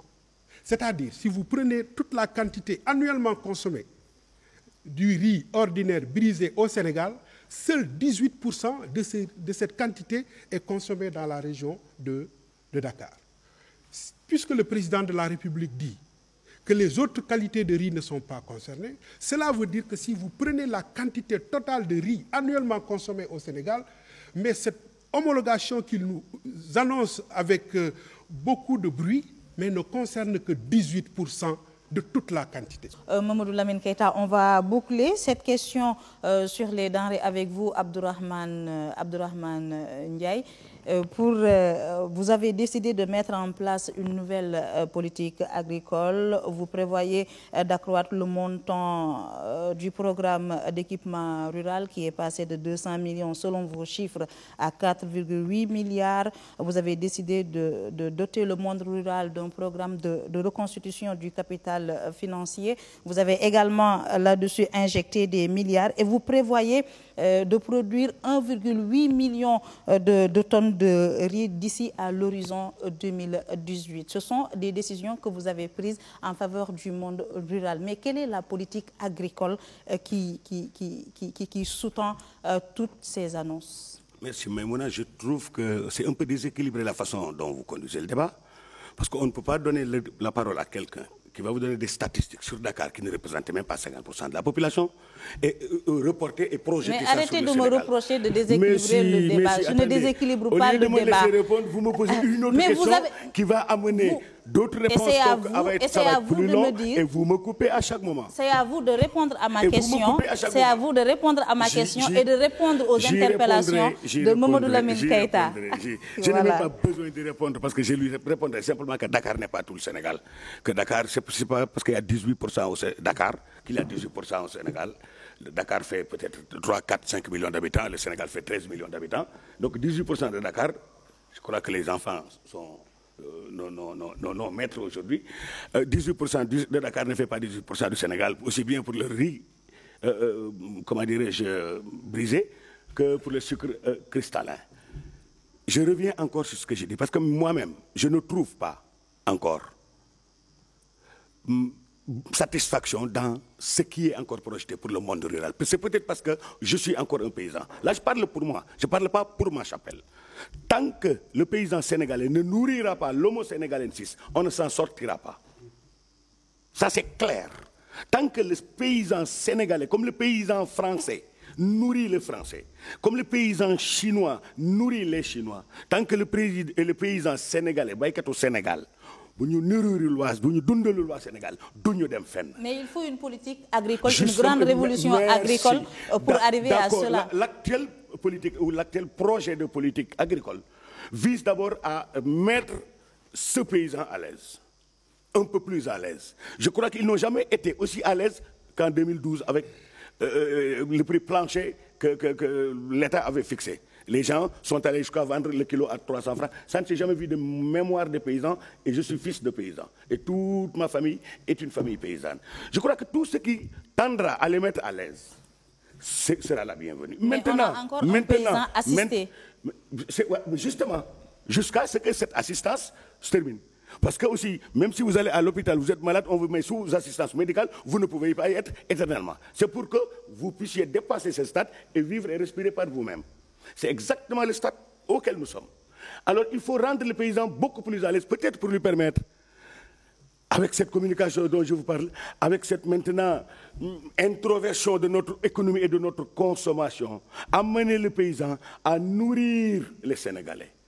Et là, le train sera sur les rails. On n'aura même plus besoin. Agricole. Quelle est aujourd'hui cette vision agricole que vous proposez? Abdoulaye Wade avait sa goana. Vous, quelle est votre vision agricole? La goana, c'était une vision agricole. Mon Dieu, ça fait rire. C'est pour vous une vision. La goana, je ne veux même plus en parler. Notre vision agricole, c'est de mettre à l'aise le paysan sénégalais pour le pousser demain à nourrir l'homo sénégalensis. Parce que toute autre politique est vouée à l'échec. Parce que nous nourrissons actuellement qui? Les paysans chinois, indiens. Moi, je m'attendais à ce que vous me disiez on va emblaver des milliers d'hectares dans la vallée du Mais c'est prévu. D'abord, on va encourager la culture de telles denrées. Maïmouna, je ne suis pas le ministre de l'Agriculture. Il aurait été là, il vous aurait sorti des chiffres. Il y a ce qu'on appelle un Sénégal inutilisé, même Wade en parlait. Il y a un programme dans Yonou Yokote pour cela. Les terres à emblaver, les terres à aménager le long de la vallée, Macky Sall va les multiplier par 3, il l'a dit. Mais attendons-la à la fin de son mandat. On a fait qu'un an sur 5. Alors, les Sénégalais jugeront et départageront les acteurs du jeu politique en 2017. Nous passons au second sujet de notre discussion de ce jour. Il s'agit du délit d'offense au chef de l'État, des dispositions des articles 254 et 80 du Code pénal sénégalais et qui divise encore une fois la classe politique sénégalaise. Le prétexte, c'était la convocation il y a une semaine de jeunes du Parti démocratique sénégalais accusés d'avoir adressé au chef de l'État des propos inappropriés par rapport à son rang. Tantôt chef des partis, tantôt symbole vivant de la République, sommes-nous tentés de nous interroger. Lorsqu'en 1977, Léopold Sédar Senghor instituait par une modification constitutionnelle les articles 80, 250 et 254, tous relatifs à un délit d'outrage ou d'atteinte à la personne du chef de l'État. Le Sénégal était bien loin de la démocratie majeure qu'on lui reconnaît aujourd'hui. Le délit de défense du chef de l'État, c'est un délit qui fait constamment l'actualité au Sénégal, qui est prévu et puni par l'article 254 du Code pénal, qui n'est autre qu'une insertion d'une loi, de la loi 77-87 du 10 août 77, donc une loi qui avait été votée à l'époque où au Sénégal il y avait encore le parti unique, le parti unique senghorien. Donc c'est une loi du 10 août 1977 qui a été insérée dans cet article 250 du Code pénal et qui punit donc le délit d'offense au chef de l'État. Si le président de la République élu au suffrage universel est en sus un leader de parti politique dûment installé et déclaré, il n'en demeure pas moins répréhensible de s'adresser directement au secrétaire général du parti qui incarne le pouvoir exécutif dans des termes inappropriés. Une restriction qui enfreint la liberté d'opinion et d'expression. D'un point de vue juridique, il y a une différence entre Macky Sall, président de la République, et le chef de parti. Mais dans la réalité, c'est le même homme. Macky Sall lui-même s'invite tout le temps dans le débat politique. Macky Sall lui-même tient tout le temps des propos controversés et il est normal que ses adversaires politiques répondent. Cette liberté de pensée et d'expression a failli conduire ce représentant de jeunesse libérale en prison. C'est qu'il n'a pas manqué de fustiger. Moi, je ne fais pas la distinction entre Macky Sall, le chef de parti, ou Macky Sall, le président de la République. Il est président de la République, il est chef de parti. Donc, quand nous avons des opinions à émettre par rapport à la station qu'il incarne aujourd'hui, nous n'hésiterons pas, en tout cas moi, Baragay, je n'hésiterai pas une seule seconde à le faire. Si pour l'opposition actuelle, Macky Sall est d'abord un acteur politique qui, de ses faits, s'expose aux pics et critiques de ses adversaires politiques, pour les membres du camp présidentiel, le chef de l'État est au-dessus de toute critique. le respect dû à l'institution présidentielle est une exigence démocratique et républicaine à la fois. Le président de la République est le symbole le plus fort de la nation. La nation, c'est ce qu'on a en partage, quelle que soit la religion à laquelle on appartient, l'ethnie ou encore la confrérie. Donc, on se doit de donner du respect à ce symbole auquel tout le monde se reconnaît et qui a été élu démocratiquement. Cette bipolarisation dans l'interprétation des articles 80, 250 et 254 de la Constitution pousse les organisations de défense des droits de l'homme à préconiser leur abrogation ou, à défaut de prendre garde, à ne pas les transformer en loi fourre-tout, permettant ainsi d'envoyer en prison n'importe quel opposant au gré des situations. Et nous estimons que pour tous ces délits à caractère politique, dans une démocratie avancée, on doit, à défaut d'abroger ces délits, de les manipuler avec beaucoup de prudence. Parce qu'encore une fois, si on ne le fait pas, toutes les portes sont ouvertes pour attenter aux droits et aux libertés des gens, y compris la liberté d'expression, la liberté de manifester, la liberté de mener tout un ensemble d'activités politiques peuvent tomber sous le coup de cette loi-là. Après tout, le jeu politique au pays a des règles spécifiques. Et à moins d'exiger la démission du chef de l'État de son poste de secrétaire général de son parti, cette ambivalence dans l'interprétation des textes n'est pas prête de connaître son épilogue.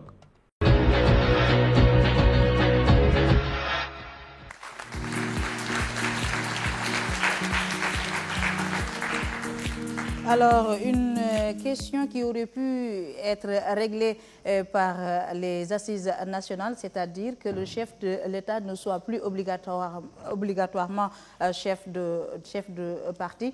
Soro Diop, le retour du délit d'offense au chef de l'État, un recul démocratique ou un souci de faire respecter les institutions sénégalaises? Oui, moi je pense que c'est lié surtout à une situation que l'on est en train de revivre. L'absence de dialogue, de passerelle entre la majorité et l'opposition. Depuis un an, pratiquement, de l'avènement de Macky Sall jusqu'à présent, moi, je n'ai pas vu poser les jalons d'un véritable dialogue entre l'opposition et le pouvoir. Le seul dialogue qui existe entre eux, c'est la traque des biens mal acquis. Et qui est-ce qui doit être l'initiateur de ce dialogue? Comme la traque des biens mal acquis est le seul pont entre une opposition et une majorité, une opposition et un pouvoir, le climat est déjà vicié. Qui est-ce qui doit initier ce processus de dialogue? Je pense qu'il y avait une formule à l'époque qu'il faut reconnaître à Wade d'avoir voulu au moins initier. Le statut du chef de l'opposition. À l'époque, cela avait achoppé sur des rivalités entre le Parti socialiste et l'AFP. Parce que il fallait avoir un élément objectif pour déterminer qui est le chef de l'opposition. On venait de sortir des élections où la représentativité électorale appartenait à l'AFP du point de vue de la base, mais la représentation au niveau des collectivités était beaucoup plus, la représentation parlementaire était beaucoup plus dense au niveau du PS. Et il y a eu des rivalités au niveau. Mais aujourd'hui, je pense qu'objectivement, si on part du baromètre des élections législatives passées, le PDS est la première force incontestable de l'opposition. Donc au moins, il y a une opposition avec laquelle il faut parler. Parce que si l'opposition n'a pas un espace de dialogue avec le pouvoir, c'est les dérives verbales ou c'est les manifestations dans la rue par lesquelles on va solder cela. Je pense qu'on a connu deux alternances. La deuxième alternance doit poser les jalons d'une collaboration beaucoup plus apaisée entre l'opposition et le pouvoir. Mais faut-il abroger... Ces délits-là, ils sont, en réalité, ce sont des délits obsolètes. Faut-il les abroger? je pense qu'il, même s'il ne faut pas les abroger, il faut en donner un contenu au moins précis pour que ce ne soit pas des lois liberticides à partir desquelles, pour un n'importe quoi, une parole prononcée ou un acte posé, qu'on mette un opposant au pouvoir. Mais ensuite, il faudrait aussi que les gens règlent cette question de président de la République et chef de parti. Parce que très souvent, les gens, qu'est-ce qu'ils te disent? Après avoir prononcé certaines phrases, après avoir dit certaines choses du président de la République, de Macky Sall. Ils disent non, moi je ne m'adresse pas au président de la République Macky Sall, je m'adresse au président du parti de l'AFP. Quand le président de la République reçoit son parti, se prononce sur des questions nationales au nom de son parti, il en est l'acteur principal. Mais les opposants le répondent sur le même terrain en tant que chef de parti. Donc pour moi, quand un président de la République accède à la dignité de chef de l'État, de président de la République, le temps qu'il est président de la République, je pense qu'il est préférable qu'il se débarrasse de l'habit de partisan d'un parti politique, au moins pour se prémunir et avoir le respect dû à son rang.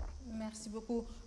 Mamadou Lamine Keïta, beaucoup de membres des associations de défense des droits de l'homme ont réclamé l'abrogation de ces articles qui constituent selon eux des dangers pour la démocratie sénégalaise. Du temps de Wade, des opposants ont été arrêtés pour offense au chef de l'État. Le même refrain est encore revenu. N'y a-t-il pas une limite à ne pas franchir quand on s'adresse à la première institution de ce pays, même s'il faut abroger par la suite ces dispositions du Code pénal? Merci beaucoup. Alors, je crois que nous devons nous entendre au moins sur quelque chose.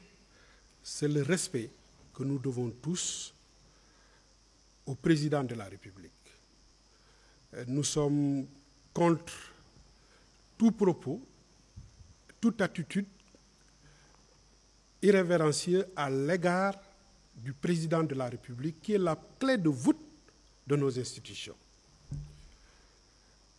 Cette précision, je crois qu'elle méritait d'être faite pour qu'on ne pense pas que notre position de parti d'opposition pouvait nous conduire à des dérives semblables au non-respect des principes de la République.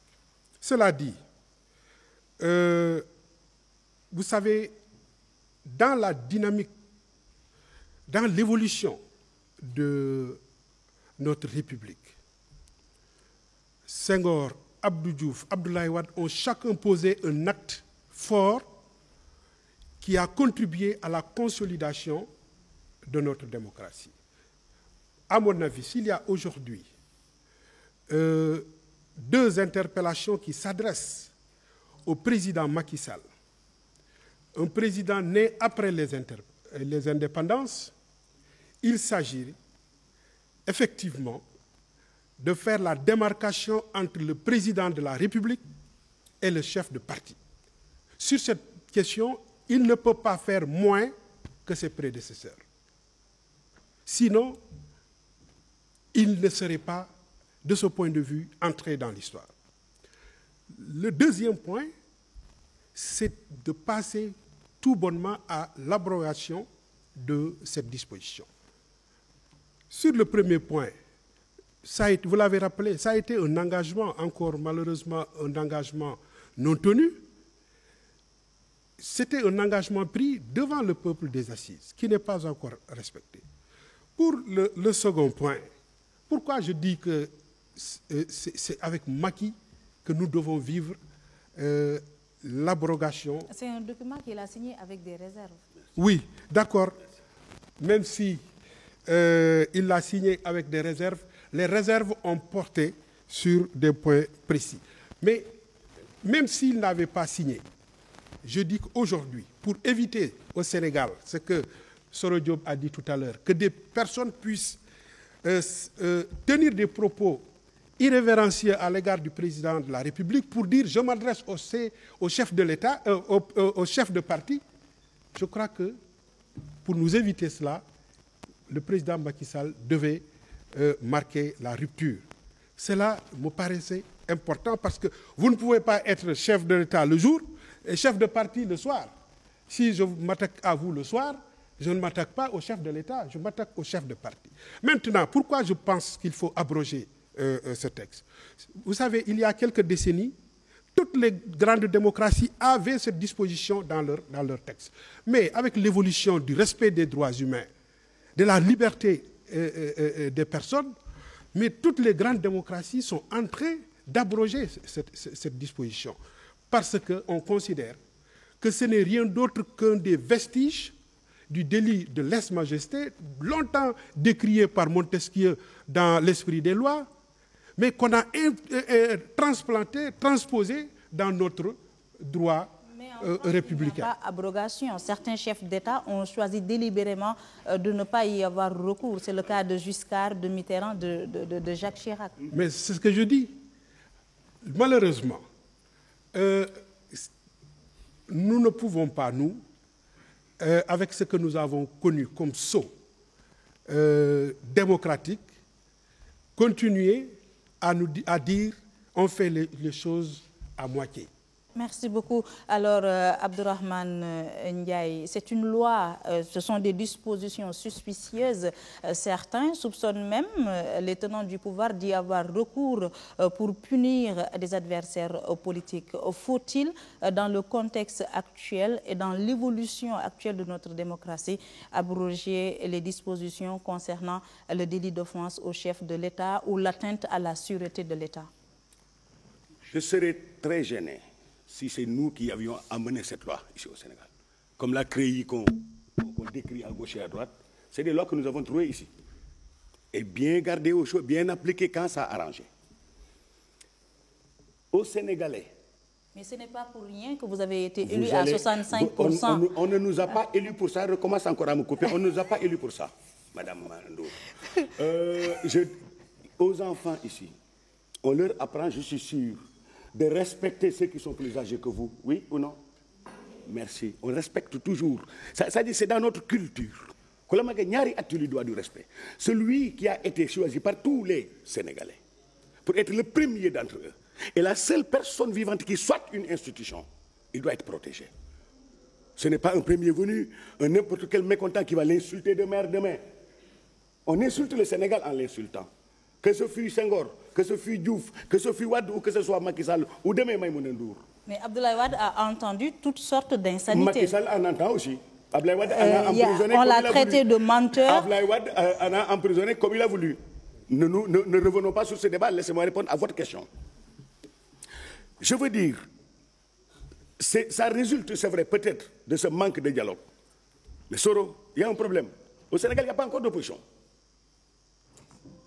Bon, d'ailleurs, non, c'est mon analyse. Il n'y a tellement pas d'opposition qui a marché la dernière fois. Oh là là, cette marche. Non. On y reviendra. C'est extrêmement grave ce que vous dites. Non, si vous êtes dans la logique qu'il n'y a pas d'opposition, alors qu'on fait ce qu'on veut parce qu'il n'y a pas d'opposition. Je vais vous dire pourquoi il n'y a pas d'opposition. Alors il n'y a pas d'opposition politique. Je vais répondre à ça. Attendez, en reprenant ce qu'a dit le ministre Mamadou Lamine Keïta, qu'il a dit que Senghor a posé des actes de grandeur, Diouf, Wade, Macky est en train d'en poser un. Immensément porteur pour ses enfants. Si jamais on s'arrangeait pour que tous les revenus du Sénégal restent au Sénégal, que nos gouvernants ne s'enrichissent pas, ne s'empiffrent pas, le Sénégal se développera dans les 10 ans. C'est cet acte qu'il est en train de poser par la traque des biens mal acquis. Bien orienté contre les coupables. Excusez-moi. Alors, c'est un acte pédagogique qu'il est en train de... Mais irez-vous vers l'abrogation de ces dispositions du Code pénal? Non et non. Pourquoi? Parce que c'est une question sur laquelle nous avions discuté à la formation de l'APR un peu avant décembre 2008. On a pris toutes ces dispositions, on en a parlé. Pour des raisons, et il faut, je crois, saluer notre courage. Nous avons dit aux assises, nous ne l'appliquons pas ça, nous n'y croyons pas. Transition, on leur a dit, transition vers quoi? Les textes du Sénégal sont les meilleurs. Il s'agit de savoir simplement les animer. Nous avions décidé à l'unanimité que si Macky Sall était élu président de la République, il conserverait ce poste de président. Mais attendez, nous l'avons proposé à la sanction des Sénégalais. Ils nous ont élus. D'accord. Je crois que c'est clair. Si c'était une disposition aussi repoussoire, aussi, je ne sais pas, démocratiquement catastrophique que vous le présentez, mais les Sénégalais ne nous auraient pas élus. Mais ils nous ont élus avec ce que nous leur avons proposé dans cela exactement, cette disposition. Mais pour une évolution démocratique, pour un renforcement de la démocratie, est-ce que vous irez vers l'abrogation de ces dispositions du code pénal, tout en prenant le soin de protéger l'institution qui est le chef de l'État? C'est possible. C'est possible, je ne l'exclus pas. Je n'exclus rien de ce qui peut faire progresser notre démocratie et notre population, nos concitoyens. Je ne l'exclus pas, c'est du domaine de demain. Merci. Mais en attendant, cette disposition est là parce que nous l'avons voulu. Merci beaucoup. Rapidement, Momar Ndao, que pensez-vous de ces dispositions du code pénal sénégalais? Bon, je ne serai pas dans le débat des politiciens parce que je ne suis pas politicien. Mais ce qu'il y a, c'est que, est-ce qu'on a le droit d'insulter quelqu'un? Voilà. Qu'il soit président, qu'il ne soit pas président, qu'il soit chef de parti. Ou bien est-ce que j'ai le droit, parce que c'est un chef de parti, de l'insulter? Voilà la grande question. On n'a pas le droit d'insulter quelqu'un. Il faut que les gens se respectent. Ce n'est pas parce que je suis en train de faire de la politique que je dois insulter le président ou que je dois insulter le chef de parti. C'est-à-dire que tant qu'on n'est pas revenu, tant qu'on ne va pas revenir civilisé et que la politique n'est qu'une partie de la vie du citoyen, ce n'est pas toute la vie du citoyen. On ne peut pas fonctionner 24 heures sur 24 sur des éléments de politique et qu'on dise un délit politicien. Vous insultez quelqu'un, on dit que c'est un délit politicien. Ça ne peut pas être un délit politicien, c'est un délit tout court parce que vous avez insulté quelqu'un et que vous n'avez pas le droit de l'insulter. Et que par conséquent, à plus forte raison, si les gens se mettent d'accord pour dire lui c'est le chef de famille, chef de ceci, on lui doit un certain égard. On peut le critiquer, mais sans l'insulter, puisqu'on ne doit même pas insulter son voisin. Voilà le fond du problème. Et donc pour moi, maintenant, par rapport à la démocratie, il y a un souci qui est derrière. Le souci, c'est de dire il ne faut pas qu'on donne les moyens à quelqu'un d'abuser de sa position de pouvoir pour vraiment lutter contre la démocratie. Ça, c'est quelque chose que l'on peut entendre. Mais dire qu'on doit supprimer... Non, il faut mettre en place des garde-fous qui permettent donc au chef de l'État de se faire respecter, mais sans pour autant abuser de sa position en mettant des articles comme l'article 80, où on peut vraiment, parce que vous êtes en train de manifester, vous mettre en prison pour 5 ans, alors que c'est une interprétation du texte qui est tellement large. Voilà cela, c'est ça qu'il faut encadrer, beaucoup. Mais ce n'est pas le fait de dire est-ce qu'on va pouvoir insulter quelqu'un. Merci beaucoup. Alors, le dernier acte de cette émission, c'est la replay actualité qui revient sur certains faits saillants de la semaine.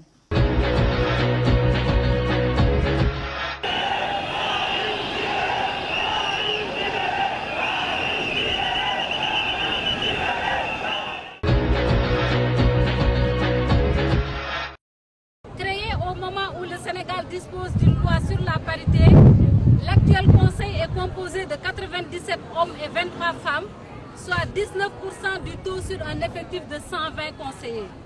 Cet état de fait constitue une étape de plus vers la remise en cause de 30 ans de lutte démocratique des organisations féminines pour un égal accès des femmes et des hommes aux instances de décision du Sénégal.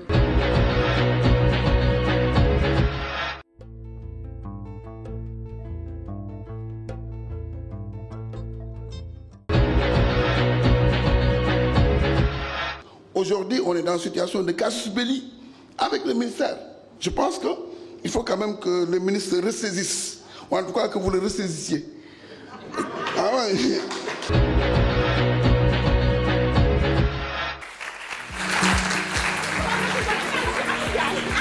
Alors, au menu de la replay actu, la marche du PDS, la marche des femmes pour le respect de la parité au niveau du Conseil économique, social et environnemental, la fête du 1er mai avec des critiques adressées au ministre de la fonction publique, les changements au niveau de la magistrature, les attentats de Boston et l'adoption du mariage gay en France. Faites votre choix, Soho Diop.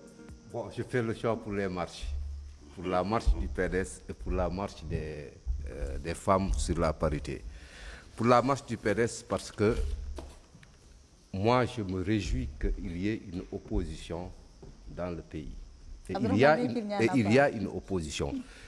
Ce serait très dangereux pour une démocratie qu'il n'y ait pas une opposition. On a vu ce que l'absence d'une opposition a conduit au niveau du Mali. Le fait d'écraser qu'il n'y ait complètement pas d'opposition. Une opposition est un contre-pouvoir. Une opposition est un baromètre pour un pouvoir. Comme tous les contre-pouvoirs sont des baromètres pour empêcher à un pouvoir l'exercice excessif du pouvoir.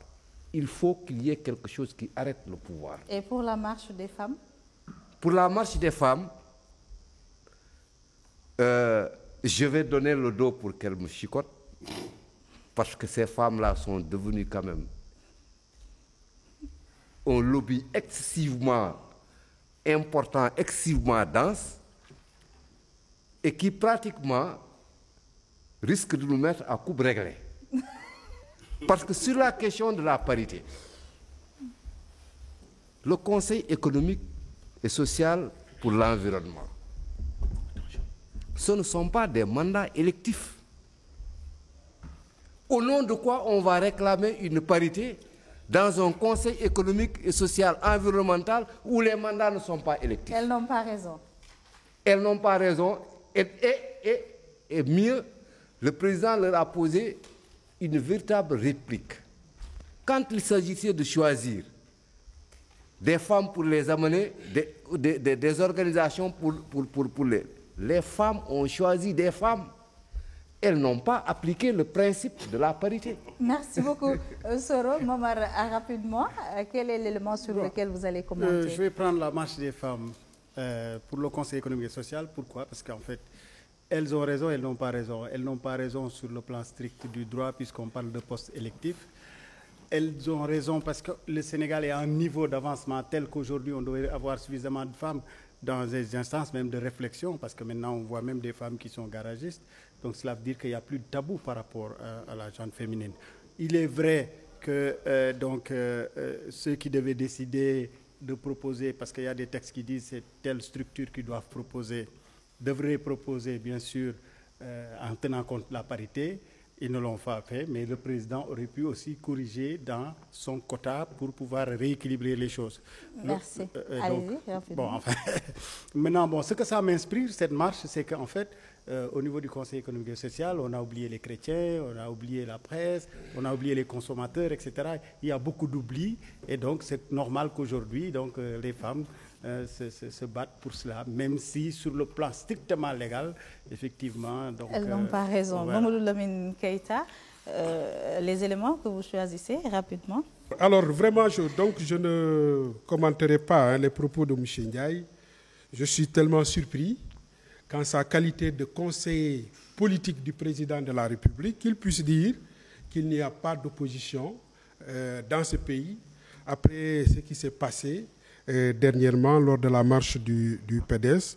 Il n'y a eu pas d'Afghans, il n'y a eu pas de Palestiniens, il n'y avait que des Sénégalais qui sont venus dire non à l'arbitraire et au non-respect des engagements. C'est ça une opposition, ce n'est pas seulement les acteurs politiques, mais tous ceux qui peuvent les trouver dans les options. Maintenant, vous avez parlé, j'ai vu que vous n'avez pas insisté sur le 1er mai, bien que vous ayez fait passer un élément de Mme Bassok. Moi, je voudrais dire que sur ces... Rapidement. Oui, sur ça, pas beaucoup de temps. Je voudrais regretter les propos tenus par le président de la République lors de la remise des cahiers de doléances, notamment ce qui a pu être dit aux membres du SYNPICS. D'abord, que le président s'offusque de la prolifération des organes de presse. Mais le président Macky Sall a été patron de presse dans ce pays. Au moment où il disait ça à Dakar, un de ses lieutenants à Diourbel défiait tout le monde pour dire qu'il est chef de parti, d'organe de presse. Mais là où c'est grave, c'est qu'en tenant de tels propos, le président de la République a violé la Constitution du Sénégal dont il est le gardien. L'article 11 de la Constitution de notre pays dit, je vous le cite très rapidement. On n'a pas le temps. Si, je suis obligé de citer l'article 11 de la Constitution. Le droit d'expression est garanti par la Constitution. S'il vous plaît, vous nous faites perdre rapidement. du temps. L'article 11 de notre Constitution dit « La création d'un organe de presse pour l'information politique, économique, culturelle, sportive, sociale, récréative et scientifique est libre et n'est soumis à aucune autorisation préalable. » Fin de citation. Donc, voilà une disposition que le président lui-même, gardien de la Constitution, a violée. Merci en beaucoup. tenant de Abdourahmane Ndiaye, rapidement. Merci. Je ferai comme d'habitude, je laisserai à Mamadou Lamine Keïta la responsabilité de ce qu'il dit. Je voudrais simplement recadrer mes propos par rapport à l'existence ou non d'opposition. Vous n'avez pas le temps, hein? Si, Le temps qui c'est nous très est court, imparti je est ne presque dirai terminé. d'ailleurs que ça presque. Rapidement. Alors, je dis qu'il n'y a pas d'opposition, parce qu'une opposition exactement motivée, dont le moteur essentiel est la créée ou la traque des biens mal acquis, est parti pour ne pas être une opposition, parce que dans quelques mois, on n'en parlera plus. Et ils seront encore moins nombreux. Pour les causes de la marche des femmes, j'applaudis à demain, mais il faut repréciser que Macky Sall, le président de la République, ne disposait que de 36 sièges. De 36 qu'il pouvait nommer librement. Il a nommé 19 femmes. 19 fois 2 fait déjà 38. Je crois que Macky Sall a dépassé la parité par rapport au Conseil économique et social. Merci beaucoup. Merci. Abdourahmane Ndiaye, conseiller politique du chef de l'État. Nos remerciements à Mamadou Lamine Keïta, membre du comité directeur du Parti démocratique sénégalais, Momar Ndao, président de l'Association des consommateurs du Sénégal, et à Soro Diop, qui nous accompagne dans le cadre de cette émission. C'était tout pour ce numéro d'Actu Show. Merci à ce charmant public du collège Hyacinthe Thiandoum de HLM Grand Yoff qui nous a accompagnés tout au long de cette émission.